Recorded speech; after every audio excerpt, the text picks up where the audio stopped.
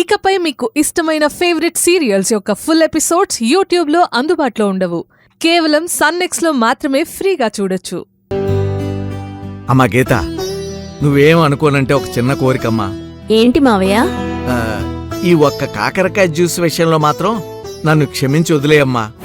నా వల్ల కావటం లేదు, తాగితే కడుపులో తిప్పుతుందమ్మా. మిమ్మల్ని కష్టపెట్టడం నాకు మాత్రం ఇష్టమా మావయ్య? కానీ డాక్టర్ గారు మీ చేత తప్పకుండా దీన్ని తాగించమన్నారు. మీకు బాగున్నా బాగోలేకపోయినా తాగే తీరాలి. చెప్తే అర్థం చేసుకో తల్లి. దానికన్నా విషం తాగటం మంచిది అనిపిస్తుంది, నా వల్ల కాదు.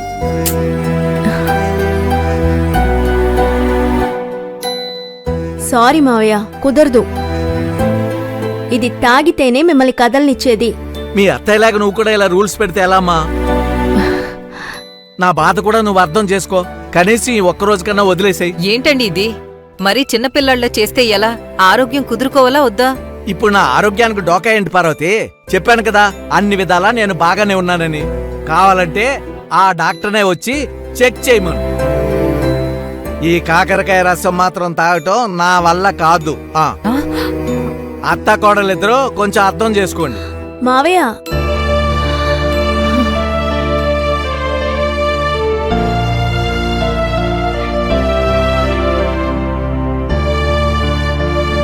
తాతయ్య వద్దు వద్దు అంటే ఎందుకు ఇస్తున్నారమ్మా?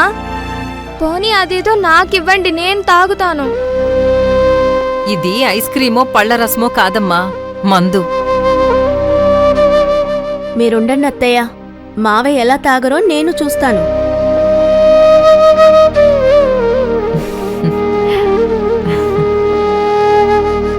మావయ్య, తాగండి ప్లీజ్.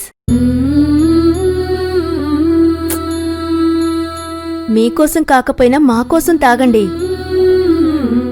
మీరు తప్ప మరో లోకం తెలియని అత్తయ్య కోసం, మీ మీదే ప్రాణాలు పెట్టుకునే అమ్మమ్మ కోసం, మీతో కలిసి బతకాలని ఆశపడుతున్న మా అందరి కోసం తాగండి ప్లీజ్ మావయ్య.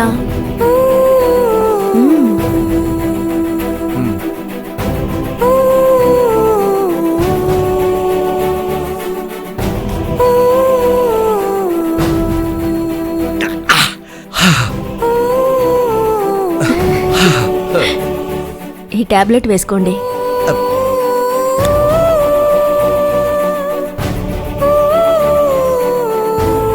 ఇంకా ఏంటి, తాగేశానుగా.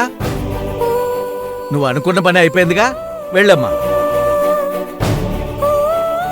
మావయ్య, ఇందాక నేను వంట చేసేటప్పుడు అత్తయ్య వచ్చి మీరెందుకింత అంజలి మీద ప్రేమ చూపిస్తున్నారు అని అడిగారు.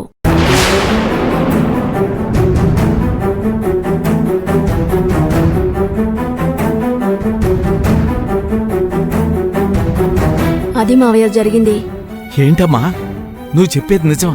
అవును మావయ్య, నేను మీకు ముందే చెప్పాను, అంజలితో ఇంతకు ముందు కన్నా చనువుగా ఉంటున్నారు, అనుమానం రావచ్చు అన్నాను.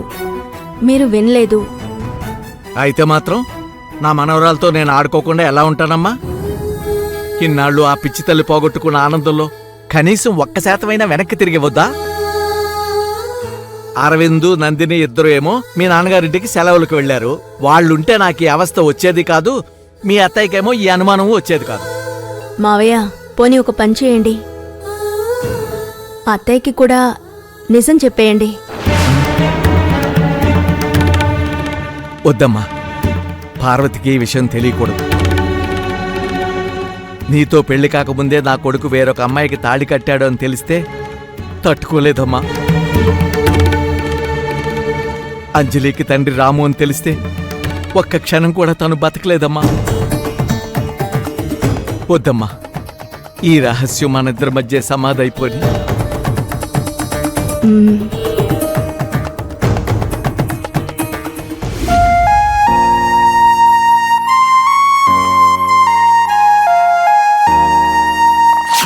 అలా శకుంతల దుష్యంతుడికి పుట్టినవాడే భరతుడు.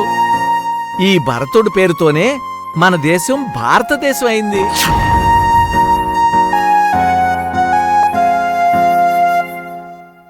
భలే పాయింట్ చెప్పారు తాతయ్య. ఇలా రోజుకొక కొత్త పాయింట్ చెప్పండి, నేను వెంటనే నోట్ చేసుకుంటాను.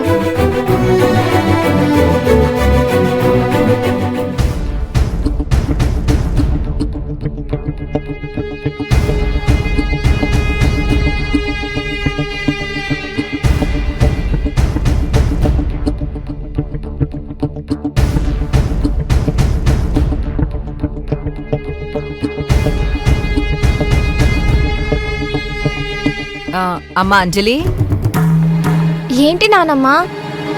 ఆ, మీ నాన్న ఎవరు అన్నది నీకేమన్నా తెలిసిందా అమ్మా? లేదు నానమ్మా,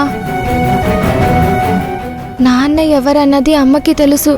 నిన్న మొన్నటి దాకా నాన్న ఎవరు అన్నది గీతమ్మ చెప్పనందుకే నేను చాలా తప్పులు చేశాను, అమ్మను బాధ పెట్టాను. అందుకే ఇక మీదట అడగదలుచుకోలేదు, అడగను కూడా. ఓహో అలాగా. అవును నానమ్మ, ఇప్పుడు ఆ అనుమానం ఎందుకొచ్చింది మీకు? ఆ, అబ్బే అదేం లేదమ్మా. నువ్వు ఈ మధ్య ఇంట్లో మీ నాన్న ఎవరు అన్న సంగతి ఎత్తకపోయేసరికి నీకేమన్నా తెలిసిందేమోనని అడిగాను. అవును, ఈ మధ్య తాతయ్య నీతో బాగా ఆడుకుంటున్నారు కదా? ఇంతకు ముందు కంటే ఇప్పుడు భలే ఆడుకుంటున్నారు, నాకు కొత్త కొత్త కథలు చెప్తున్నారు. నేను అన్ని రాసి పెట్టుకుంటున్నా. నేను కలెక్టర్ అవ్వాలి కదా. తాతయ్య రోజు నాకు ఇలా కొత్త కొత్త విషయాలు చెప్తూ ఉంటే నేను ఇంటర్వ్యూలో ఈజీగా అన్నిటికీ సమాధానం చెప్పేస్తా, కలెక్టర్ అయిపోతా. అప్పుడు అమ్మ ఎంత సంతోషిస్తుందో తెలుసా? నన్ను గట్టిగా పట్టుకొని ముద్దు పెడుతుంది కూడా. అవునవును, చాలా సంతోషిస్తుంది.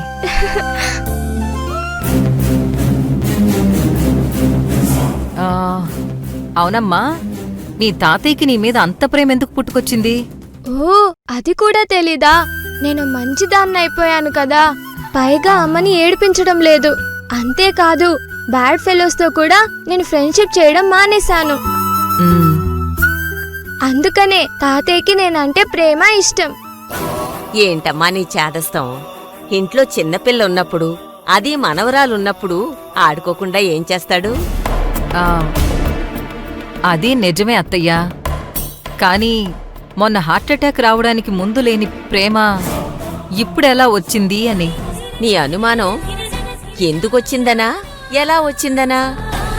ఆ, ఎందుకొచ్చింది అని.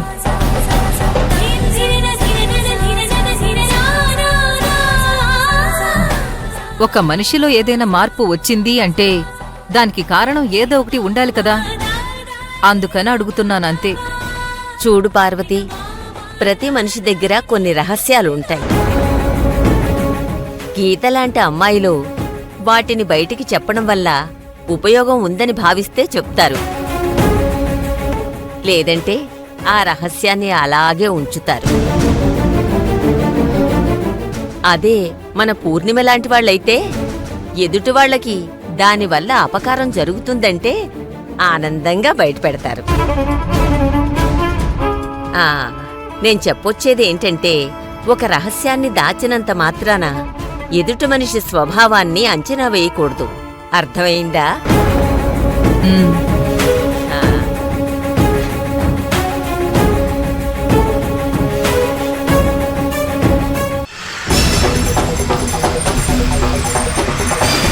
ఆ ఇంట్లోనే తింటూ ఆ ఇంటి వాసాలు లెక్కబెట్టే నీచమైన మనస్తత్వం నీది.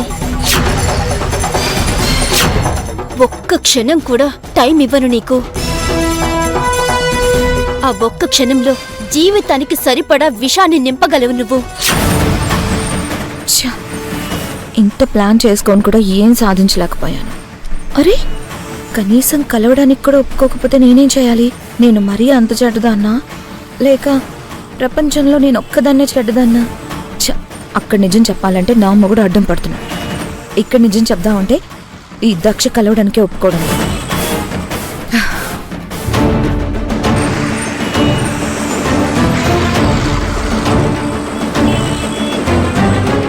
లేదు, వదలకూడదు, వదలను. నన్ను చంపడానికి చూసిన రఘుని వదలను, నన్ను ఒంటరిదాన్ని చేసి ఏడిపిస్తున్న ఈ కుటుంబాన్ని వదలను, ఎవరిని వదలను. అందరికీ గుణపాఠం నేర్పించి తీరుతాను. అందుకున్న ఒకే ఒక్క దారి దక్షని కలవడం, నిజం చెప్పడం. ఈ రాజ్యం, వంకాయ టెంకాయ వీళ్ళెవ్వరూ వద్దు. వీళ్ళని నమ్ముకొని కూడా ప్రయోజనం లేదు. ఇక నుంచి నాది ఒంటరి పోరాటం. కానీ ఎలా, ఏం చెయ్యాలి?